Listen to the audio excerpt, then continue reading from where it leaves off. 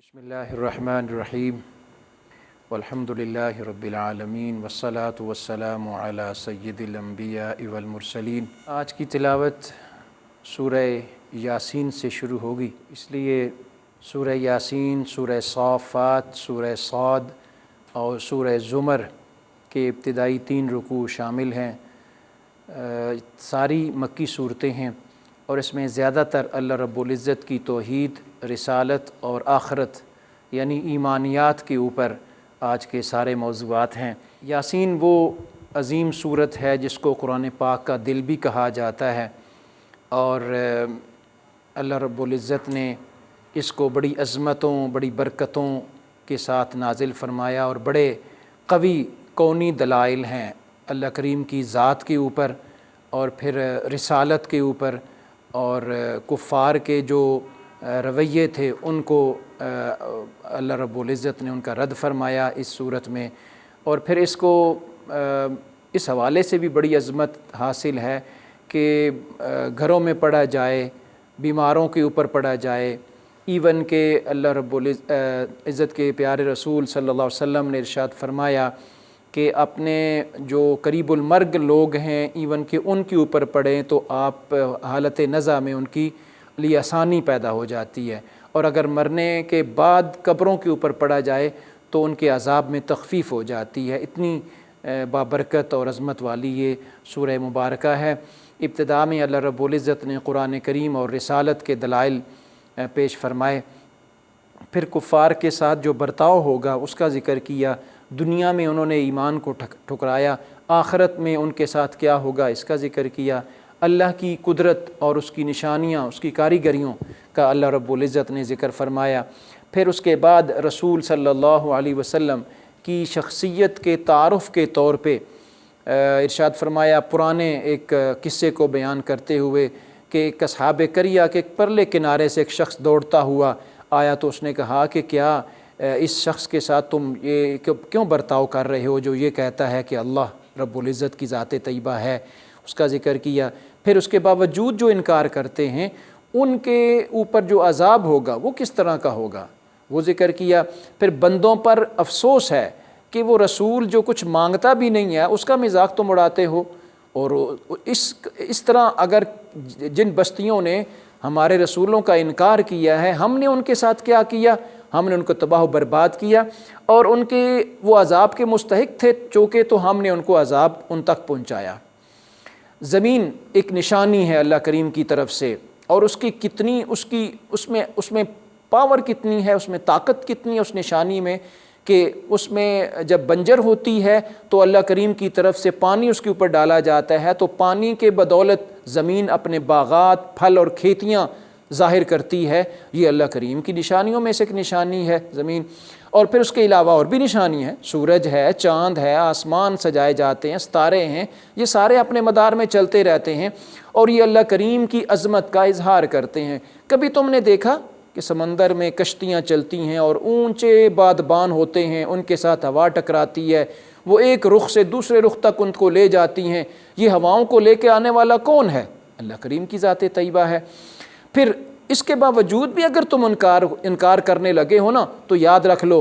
एक दफ़ा तो सूर फूंका जाएगा, तुम सबको ख़त्म कर दिया जाएगा, फिर फूंका जाएगा तो फिर तुम्हें उठाया जाएगा, फिर तुम अफसोस करते हुए उठोगे, हाय काश कि दुनिया में हम मान लेते। उस वक़्त जुल्म नहीं होगा जब तुम्हें दोबारा उठाया जाएगा। फिर जो अस्हाबुल जन्ना होंगे ना, यानी जन्नत वाले जो होंगे, उनके लिए हम जन्नत सजाएंगे और उनको सलाम पढ़ेंगे, सलामुन क़ौलन मिर रब्बिर रहीम, इसलिए कि उन्होंने दुनिया में अल्लाह करीम के हुक्म अल्लाह करीम की इत्तिबा की होगी। लेकिन मुजरमों को हम एक लाइन में खड़ा कर देंगे और उस वक़्त पूछा जाएगा, वमताज़ुल यौम अय्युहल मुजरिमून, ए मुजरिमों आज बताओ तुम्हें कि आज कौन तुम्हें छुड़ाएगा। उसका ज़िक्र की, यानी पूरी जलाल के साथ अल्लाह रब्बुल इज़्ज़त ने उस दिन का इजहार फरमाया। और उस दिन कुफ़ार के ऊपर मोहर लगाई जाएगी और उनके बदन के अज़ाब बोलेंगे, इनकार नहीं किसी सूरत भी कर सकेंगे। और फिर आखिरी रुकू में इरशाद फरमाया कि तवील उम्र के बाइस क़ुवा कमज़ोर हो जाते हैं। लोग ये समझते हैं कि तवील उम्र तो बड़ी बेहतरीन उम्र होती है, ऐसा हरगिज़ नहीं है। और ये कुरान जो तुम्हारे रसूल तुम्हारी तरफ हमने भेजा है, ये कोई शेर नहीं है, बल्कि ये अल्लाह करीम की तरफ से बयान करदा किताब है। اور اس میں اللہ رب العزت نے اپنی کاریگری کی تمام چیزوں کو رکھ دیا گیا ہے۔ اور کبھی تم نے جانوروں میں غور کیا کہ ان کو بھی اللہ رب العزت نے تابعدار بنایا ہے؟ انسان اپنی حقیقت اپنی ذات کے اوپر بھی غور کرے نا تو اس کی اپنی ذات میں بھی اللہ کی نشانیاں اس کو نظر آئیں گی، لیکن وہ انکار کرتا ہے، وہ بھول جاتا ہے کہ اسے دوبارہ اٹھایا جانا کیسے اٹھایا جائے گا، حالانکہ ہمارے لیے دوبارہ اٹھایا جانا کوئی مشکل نہیں ہے۔ سورہ صافات مکی صورت ہے۔ ابتدائی رکوع میں اللہ رب العزت نے توحید و صفات اور صفات باری تعالیٰ کا بیان فرمایا، پھر آسمان کی تزئین ستاروں کے ساتھ کی جاتی ہے۔ یقین جانیے اگر آپ اپنے شہر میں بس رہے ہیں تو خالی میدان میں کھڑے ہو جائیں نا تو شہر کی لائٹوں کو دیکھیں تو ادھر آسمان کو دیکھیں، آسمان کے وہ کمکمے اسی طرح آپ کو لگیں گے جیسے شہر کی لائٹیں ہیں، لیکن آسمان کے کمکموں کی فاصلے دیکھیں تو تب بھی روشنی مدم نہیں ہوتی، اور اپنے شہر کے تھوڑے سے فاصلے سے روشنی دور چلی جائے تو وہ ختم ہو جاتی ہے۔ تو یہ جو آسمان کی تزئین و آرائش ہے ستاروں کے ساتھ اللہ نے فرمائی ہے، یہ اللہ کریم کی کاریگری ہے۔ شہاب ثاقب کو کبھی آپ نے دیکھا کہ کتنی طاقت کے ساتھ اللہ رب العزت نے ان کو چلانے کی بھی ہمت اور توفیق دیتے ہیں، اور وہ چلتے بھی ہیں۔ اور ہماری تخلیق ان سے پوچھئے کہ وہ مضبوط ہے یا ان کی اپنی تخلیق کوئی مضبوط ہے، اگر کوئی ہے تو لے آئے ان کے سامنے، اس کا ذکر کیا۔ پھر اللہ رب العزت نے ارشاد فرمایا، فرشتوں کو جمع کرنے کا حکم دیا، اور پھر قیامت کے مناظر کا ذکر کیا۔ مخلص لوگ اللہ کریم کی سلامتی کے مستحق ہوتے ہیں، ان کے لیے جنت کے مناظر کا بیان فرمایا، اللہ کے انعامات کی بارش ان پر ہوتی ہے، ان کا ذکر کیا۔ جو سزا کے لائق ہیں، جو مجرم ہوں گے، ان کی کیا کیفیت ہوگی۔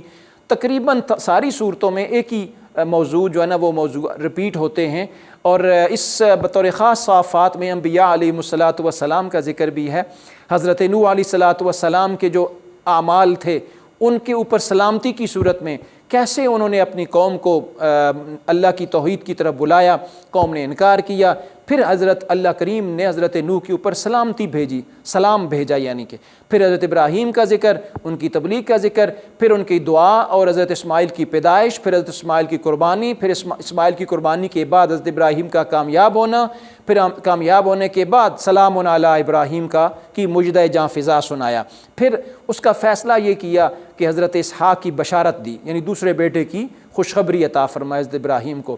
پھر حضرت قصہ اور حضرت موسیٰ اور ہارون کا قصہ بیان فرمایا، پھر ان دونوں کی تبلیغ، پھر ان دونوں کی کوشش، پھر ان دونوں کے اوپر سلام، پھر حضرت الیاس پر سلام، حضرت لوط علیہ الصلاۃ والسلام کی قوم کی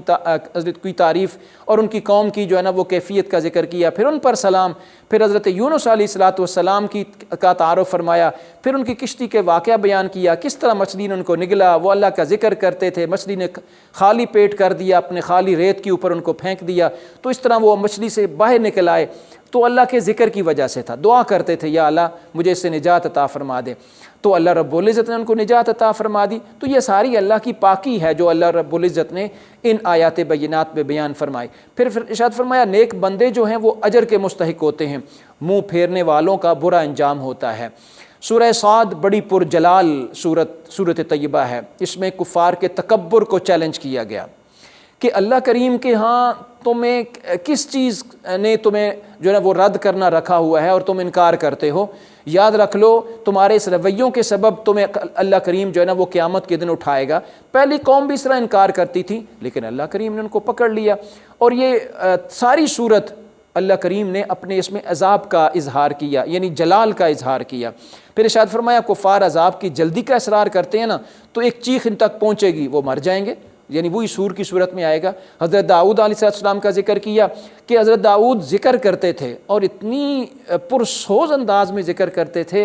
کہ ان کی آواز کے سبب پرندے بھی ان کے ساتھ ذکر میں مشغول ہو جاتے تھے۔ پھر حضرت داؤد علیہ السلام کا خلیفہ بننا، پھر زمین و آسمان کو عبث پیدا کیا، کیا ہم نے اس کا ذکر کیا، یہ کتاب تدبر کرنے کے لیے ہم نے نازل کی ہے۔ داؤد کو ہم نے سلیمان علیہ السلام جیسا فرزند عطا فرمایا۔ سلیمان کے اندر اپنی خوبیاں تھیں، وہ اپنے گھوڑوں کو ہر وقت قتال جہاد کے لیے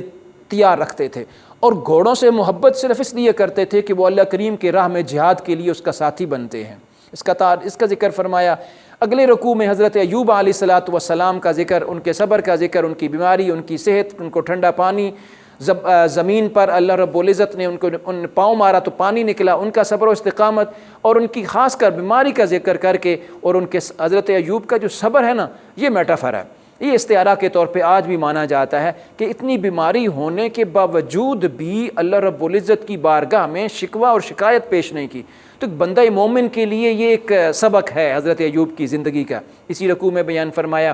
اور پھر اگلے رکوع میں، آخری رکوع میں نبی کریم صلی اللہ علیہ وسلم کو ارشاد فرمایا کہ آپ تو صرف ڈرانے والے ہیں، باقی ہدایت تو ہم دیتے ہیں، اور جس کو چاہتے ہیں ہم ہدایت دیتے ہیں، جس کو چاہتے ہیں ہم گمراہ کر دیتے ہیں۔ آپ کی طرف تو صرف وحی کی جاتی ہے، اور آپ کا کام وحی کا انسانوں تک پہنچا دینا ہے، اور انسان کی تخلیق، اس کی روح کا عطا ہونا، پھر ابلیس کی کارستانیاں، اس پر لعنت، اس کو دنیا میں مردود قرار دینا، پھر دنیا میں اس کو لوگوں کو جو ہے نا وہ حق کے راستے سے روکنا، یہ سارے کا اس آخری رکوع میں ذکر ہے۔ اگلی سورت سورہ زمر ہے، اس کی بھی وہی تقریباً موضوعات ہیں، لیکن اس میں زیادہ تر کائنات کی نشانیوں کا ذکر کر کے اللہ کریم کی ذات طیبہ کی طرف لوگوں کی توجہ دلائی گئی۔ بطور خاص اس رکوع میں اللہ رب العزت نے انسان کی ذات کا ذکر کیا کہ کبھی تم نے غور کیا ماں کے پیٹ میں 3 اندھیرے ہوتے ہیں، 3 اندھیروں میں تمہیں کون خوراک مہیا کرتا ہے، جب کہ تمہیں روشنی بھی نہیں ملتی، جب کہ ادھر تمہیں کوئی دیکھنے والا بھی نہیں ہوتا، تو اس کے باوجود تمہارا رب تمہیں ادھر خوراک مہیا کرتا ہے۔ پھر وہ 3 اندھیروں سے پیٹ باہر نکلتا ہے، پھر باہر آ کر بھی تم اللہ کریم کی ذات کا انکار کرتے ہو۔ پھر یہاں پہ ایک اور بات اس رکوع میں فرمائی کہ جب تکلیف پہنچتی ہے نا، یہ ویسے انسانی فطرت بھی ہے کہ جب تکلیف پہنچتی ہے نا تو ہم اللہ کو یاد کرتے ہیں، اور جب آسانی آ جاتی ہے نا تو اللہ کریم سے مخ موڑ لیتے ہیں۔ اس انسانی نفسیات کا اللہ رب العزت نے اس رکوع میں ذکر کیا۔ پھر نیک بندوں کا ذکر کیا کہ کبھی تم نے غور کیا نیک بندے ہمیشہ اپنے اخلاص کے ساتھ دین پر قائم رہتے ہیں اور اللہ سے ڈرتے رہتے ہیں، ہر وقت اللہ سے ڈرتے رہتے ہیں، اور اللہ کریم اپنے ان بندوں کو ہی کامیاب قرار دیتا ہے۔ تو اللہ نے اس بندے کے لیے کتنی عظمت رکھی ہے جس کے سینے کو اللہ رب العزت نے اسلام کے لیے کشادہ فرما دیا، یعنی اس نے اسلام کو قبول کر لیا، اور پھر اس کے دل میں اللہ کے ذکر کو اتنا متاثر کرتا ہے کہ وہ اللہ کریم کے ذکر کی طرف لگا رہتا ہے۔ لیکن جس کے مقدر میں اللہ نے ہلاکت لکھی ہوتی ہے نا، اس کو اللہ کریم دین سے دور کر دیتا ہے۔ عمدہ کلام اللہ رب العزت کا کلام ہے، اور اللہ کا ذکر انسان کے بدن کو، انسان کے دل کو نرم کر دیتا ہے۔ جو انسان اپنی خوراک میں، روح کی خوراک میں اللہ کا ذکر ڈال لیتا ہے، اس کا دل نرم ہو جاتا ہے، اور جنہوں نے اللہ رب العزت کی آیت کو جھٹلا دیتے ہیں، ان کے مقدر میں اللہ رب العزت جو ہے نا وہ ذلت رکھ دیتے ہیں۔ دعا ہے اللہ کریم عمل کی توفیق عطا فرمائے۔